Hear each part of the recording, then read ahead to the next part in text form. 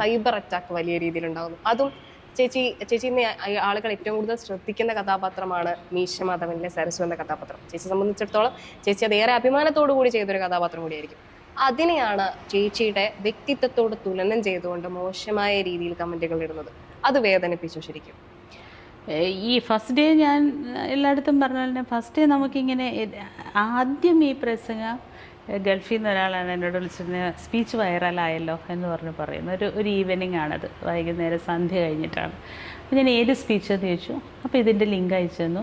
ഓ എന്ന് പറഞ്ഞിട്ട് നമ്മൾ ഒരു വാവ് ഫാക്ടറാണല്ലോ ഇവർ. ആണോ എന്ന് നോക്കുമ്പോൾ 600-700 ഷെയർ ഉണ്ട് അതിൻ്റെ ഇടയിൽ. കമൻസ് അല്ല, ലൈക്ക് അല്ലേ, ഷെയറാണ്. ഒന്നും പറഞ്ഞിട്ട് ഇങ്ങനെ ഇരുന്നു. പിറ്റേ ദിവസം അതിൻ്റെ ഒരു കണ്ടിന്യൂസ് പ്രോസസ്സ് ഒരു അപ് ടു നൂൺ ഉച്ചവരെ നടന്നു.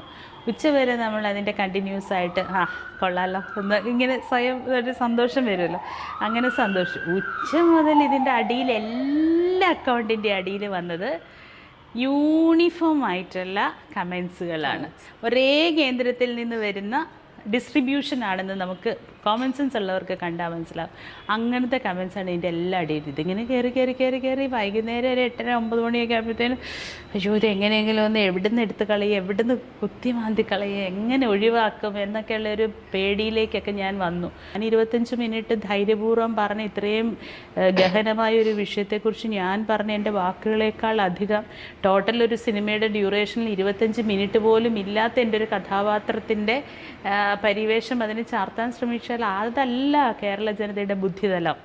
നമ്മളൊരു സ്ത്രീപക്ഷവാദം പറയുമ്പോൾ ഏറ്റവും അധികം സ്ത്രീപക്ഷ സ്വഭാവമുള്ളൊരു കഥാപാത്രമാണ് സരസു എന്ന് പറയുന്ന കഥാപാത്രം തൻ്റെ പുരുഷൻ്റെ, പട്ടാളക്കാരനായിരിക്കുന്ന പുരുഷൻ്റെ ആബ്സെൻസിലോ അതല്ലെങ്കിൽ ഇവളുടെ ഇഷ്ടാനിഷ്ടങ്ങൾക്കൊപ്പം വരാത്ത ഒരാളോ അല്ലെങ്കിൽ ഇവളുടെ ഭൗതികരമായ ആവശ്യങ്ങൾ പോലും, അത് പഞ്ചസാരയും മണ്ണെണ്ണയും പോലും കൃത്യമായ ഇടങ്ങളിൽ അവിടെ നിറവേറ്റപ്പെടാത്ത ഒരാളോ എന്തൊക്കെയോ സരസുവിന് പുരുഷയിലൊരു കുറവ് കണ്ടപ്പോൾ ആ കുറവിനപ്പുറത്തേക്ക് ചിലപ്പോൾ എപ്പോഴും പറയുന്ന പോലെ ഒരു 20% ആയിരിക്കാം. ഈ 20% കുറവ് നിവർത്തിക്കൊണ്ട് അവളുടെ അടുത്തേക്ക് വന്ന നാട്ടിലെ ഏറ്റവും പ്രബലനായ പിള്ളേച്ചൻ വന്നപ്പോൾ ആ പിള്ളേച്ചൻ ചേർത്ത് പിടിച്ച പോലെ തന്നെ ചേർത്ത് പിടിച്ചൊരു സ്ത്രീ.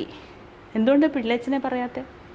പിള്ളേച്ചൻ ഇങ്ങനെ ഒരു എൻ്റെ ആഗ്രഹത്തിൻ്റെ പര്യായമല്ല മീശ മാധവൻ അല്ലേ? അത് ആണുങ്ങൾ അങ്ങനെയാണ് എന്ന് പറയും. ആണുങ്ങൾ അങ്ങനെയാണെങ്കിൽ ആണുങ്ങളെ പോലെ തന്നെ ജൈവികമായ ഓപ്പോസിറ്റ് നിൽക്കുന്ന ഒരു ലിംഗമാണ് സ്ത്രീ എന്ന് പറയുന്ന ഒരു വലിയ ഇനിയും നൂറ്റാണ്ടുകൾക്കപ്പുറത്തേക്ക് മാത്രം ചിന്തിക്കാൻ പറ്റുന്ന ഒരു സ്ത്രീ തുല്യ പദവിയിൽ ഇങ്ങനെയാണെന്ന് പറഞ്ഞ് സമരം ചെയ്ത് മുന്നിൽ കാണിക്കുന്ന ഒരു കഥാപാത്രമാണ് സരസു.